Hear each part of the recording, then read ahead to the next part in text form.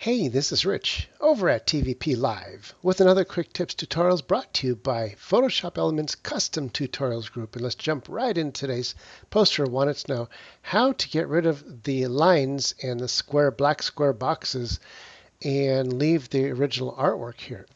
I thought it was going to be easy, but it actually takes a little bit of elbow grease to do it, only because this is one single layer, as you can see. So the lines are married into the background and the image, so you're going to have to play around with this. What I tried to do was to delete these lines using an eraser or a magic eraser. So if I go to the eraser and choose the eraser, come down here and choose the magic eraser. This opacity is set to 50, so if I try to delete it, it's going to leave little edges. So I'm going to undo that and change that up to 100% opacity.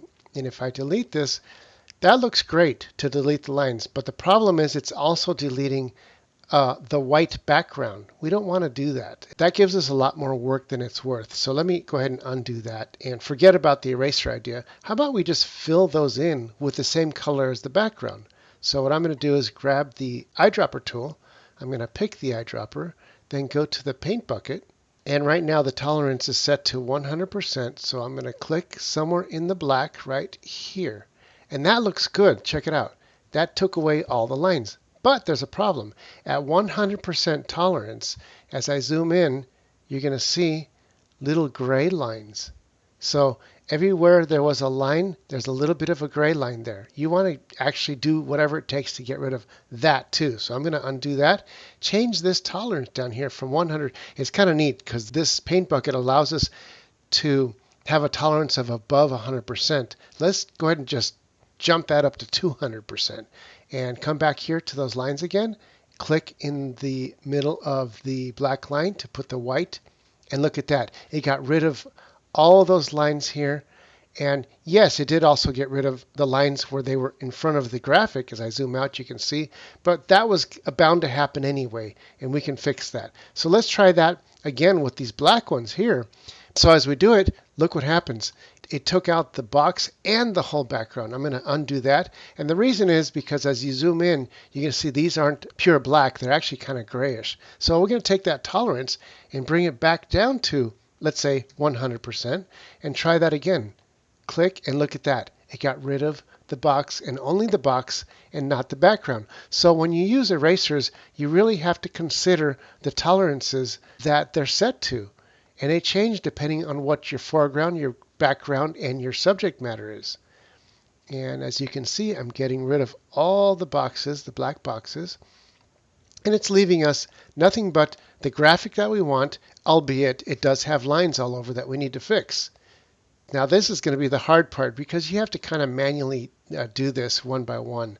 There's a couple ways you can do this. You can grab the polygon lasso and then you can kind of try to trace these lines like this, and this, you got to do this portion per portion like this, and then I'll double click. That'll close this area off. So anything I do within this area will stay inside these lines and not go beyond it. So if I were to take the eyedropper tool and grab this gray color, and you can see it's right there, it's exactly the same color, go to the paint bucket and we're going to drop it right in here. I'll zoom in and you can see what happened. It just perfectly filled it in with that gray color. Now that we've picked that gray color, we don't have to pick it again for each spot. So we'll come down a little bit and we'll do that again here. And it's not always perfect, but it's one way to do that. Let's go ahead and grab the paint bucket and paint that in. Another way is to manually draw it by hand. You could take the paintbrush, let's say it's at 45, that's too big. Let's try at 5 brush, and it's still the same color here. So I could like manually draw this in by hand like that. Now, depending on how steady your hand is, that may or may not be easier than the last way I just showed you with the polygons. Once again, I'm just going to keep sliding sideways and find new spots to fill in. See, this might take too long, this piece here, to fill it in by hand as I zoom out to view the whole piece. So what I'm going to do is choose the previous method using the polygon. And I'll just draw a polygon from here. Boom, boom. Make sure I go a little beyond the area that I want. And because as long as the tolerance is low enough, it won't paint over what's already there, this gray here and here. Grab the paint bucket and click right in there and it fills it right in. So I see it's not too hard. It's just going to take a little while to do this. I'll go ahead and fast forward and you can watch me do it.